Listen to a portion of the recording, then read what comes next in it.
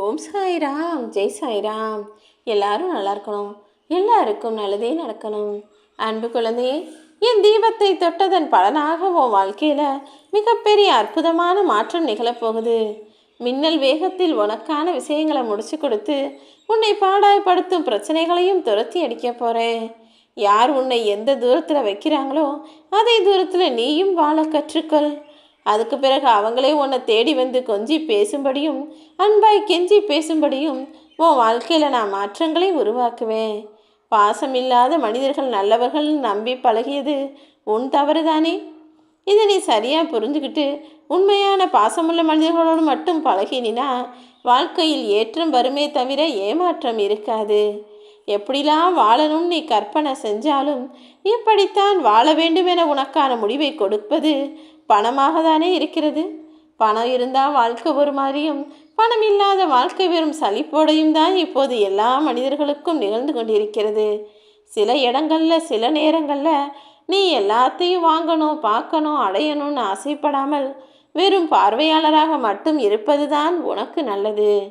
இங்கு இருக்கக்கூடிய மனிதர்களுக்கு அடுத்த நொடி என்ன நடக்கும்னு தெரியாமல் உயிரே நிரந்தரமில்லாத போது சில உறவுகள் மட்டும் காலாகாலத்துக்கும் நல்லவங்களாக இருப்பாங்க, நிரந்தரமாக இருப்பாங்கன்னு நினைக்கிறது உன்னுடைய தவறு தானே.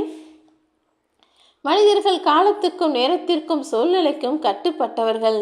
யார் வாழ்க்கையில் என்ன நடக்குதோ அதை பொறுத்து தான் அவர்களுடைய மனசில் மாற்றங்களும் யோசனைகளும் செயல்களும் இருந்துக்கிட்டே இருக்கும். அப்படி இருக்கும்போது எல்லாரும் எப்போவுமே உன் மேலே அன்பாக இருப்பாங்க, உன்கிட்ட பாசமாக பேசுவாங்க, நல்லபடியாக நடந்துக்குவாங்கன்னு நினைக்கிறது உன்னுடைய தவறு தானே. நீ கலங்கி நிற்கும்போது உன் சாயப்பா நானே உன்னை தேடி வருவேன்னு எதிர்பார்க்காத.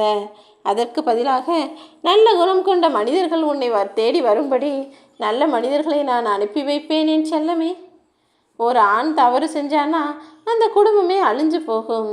ஆனால் ஒரு பெண் தவறு செஞ்சால் அந்த வம்சமே அந்த தலைமுறையே அழிந்து போகும் என்பதை ஞாபகத்தில் வச்சுக்கிட்டு எப்போதும் நல்ல பிள்ளையாக ஒழுக்கமுடைய ஆளாக நீரு. எல்லா நல்ல விஷயங்களும் உன் வாழ்க்கையில் சிறப்பாக நடப்பதற்கு உன் சாயப்பா நானும் துணை நிற்பேன் என் செல்லமே. ஏமாற்றம்ங்கிறது உனக்கு புதிது கிடையாது. ஏன்னா எவ்வளவோ ஏமாற்றங்களையும் ஏமாற்றுக்காரர்களையும் பார்த்துக்கிட்டு தானே உன் வாழ்க்கையில் வாழ்ந்துக்கிட்டு இருக்க. ஆனால் ஒவ்வொரு நாளும் ஒவ்வொரு முறையும் நீ ஏமாறக்கூடிய விதம்தான் புதுசாக இருக்குது. ஏன்னா ஒவ்வொரு மனிதர்களும் ஒவ்வொரு விதத்தில் புதுசாக உன்னை ஏமாற்றக்கூடியவர்களாக இருக்கிறார்கள் அல்லவா? எல்லாம் எனக்கு தெரியும்.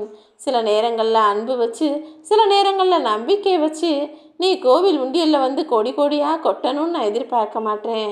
சில பேர் என் மேலே அன்பு கொண்டு பாசம் கொண்டு அப்பா அப்பான்னு ஓடி வந்து எனக்கு காணிக்கையாக உண்டியலில் காசு அள்ளி போடுறாங்க. சில பேர் உண்டியலில் காசு போட்டால் நமக்கு நல்லது நடக்கும், இல்லாதவர்களுக்கும் எளியவர்களுக்கும் சாயப்பா உதவி செய்வது ஒரு காரணமாக இருக்கும்னு நம்பிக்கை வச்சு காசு போடுறாங்க. ஆனால் நான் சொல்வதெல்லாம் ஒன்றுதான். என்னுடைய ஆலயங்கள் எல்லாத்துலேயுமே உண்டியல் இருக்குது, எல்லா இடங்கள்லையும் அன்னதானமும் நடக்குது. இருந்தாலும் கூட நீ என்னை தேடி வர்றது சரி, ஆனால் கோயில் உண்டியலில் கோடி கோடியாக கொட்டணும்னு நான் எதிர்பார்க்க மாட்டேன். அதற்கு பதிலாக அனாதை பிள்ளைகளுக்கும் ஆதரவற்ற பிள்ளைகளுக்கும் ஒரு வேளைக்கு வயிறார நீ சாப்பாடு போட்டால் போதும். முடிஞ்சவரை போராடி கொண்டு தானே உன் வாழ்க்கையை வாழ்ந்துக்கிட்டு இருக்க. இதையும் முன்னால் முடிஞ்ச வரைக்கும் செய்யப்பாரு. மனிதர்களுடைய வாழ்க்கையில் ஏதாவது ஒன்றை இழக்கும்படி சூழ்நிலைகள் வரதான் செய்யும். ஆனால் அதை பார்த்து நீ கலங்கி போகக்கூடாது என் செல்லமே. ஏன்னா அதுக்கு பிறகு நீ ஏன் நினச்சி பார்க்காத அளவுக்கு ஏதாவது ஒன்றை சுவாரஸ்யமாய் நான் கொடுப்பேன். புயல் அடித்தா கூடவும் புல் வளைக்கத்தான் முடியுமே தவிர புல்லை ஒடிக்க முடியாது. ஆக ஒவ்வொரு பிரச்சனைகளுக்கும் ஒவ்வொரு விதமான தீர்வுகள் ஒவ்வொரு விதத்தில் வகுக்கப்பட்டிருக்கிறது. உன்னுடைய வாழ்க்கையிலேயும் பிரச்சனைகளால் நான் முடிவை கொண்டு தர மாட்டேன். உன்னுடைய துயரத்தையும் துன்பத்தையும் கண்டு துவண்டு போகாதே.